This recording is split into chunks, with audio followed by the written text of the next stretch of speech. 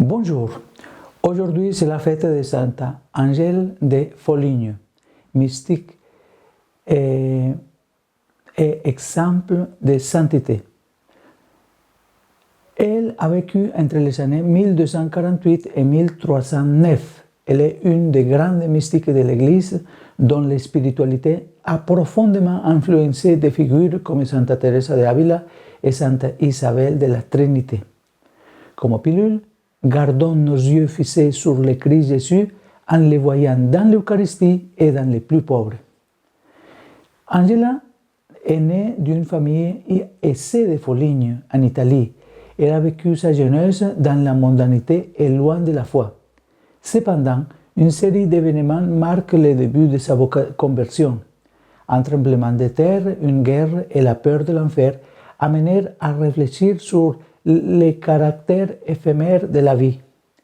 À l'âge de 37 ans, après une confession sincère et transformatrice, elle a embrassé une vie de pénitence, de renoncement et d'abandon total à Dieu.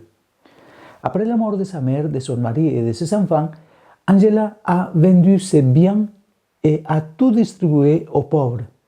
En 1291, elle rejoint le tiers ordre de Saint François, se confiant à la direction spirituelle du frère Arnaldo, qui documente ses expériences mystiques dans le célèbre mémorial. Ce texte détaille les étapes de sa vocation, ses visions de Dieu Trinité et les 30 étapes de sa vie spirituelle marquées par le séjour de la Sainte Trinité dans son âme. C'est-à-dire, elle sentait vraiment Dieu à l'intérieur d'elle-même. Angela a compris que le salut ne dépendait pas de ses propres mérites, mais de l'amour infini et miséricordieux de Dieu. Angela a combiné une vie intense de prière, notamment dans l'adoration eucharistique, avec un amour actif pour ceux qui en ont le plus besoin. Elle a assisté tendrement les lépreux et les malades, voyant en eux le Christ crucifié. Connue sous le nom de maître de théologie, elle promouvait une théologie basée sur la parole de Dieu, l'obéissance à l'Église et l'expérience directe du divin. Angela a attiré de nombreux disciples spirituels, devenant ainsi un guide et un modèle de foi. Sa vie est un exemple de génie féminin de l'Église et reflet d'une maternité spirituelle féconde.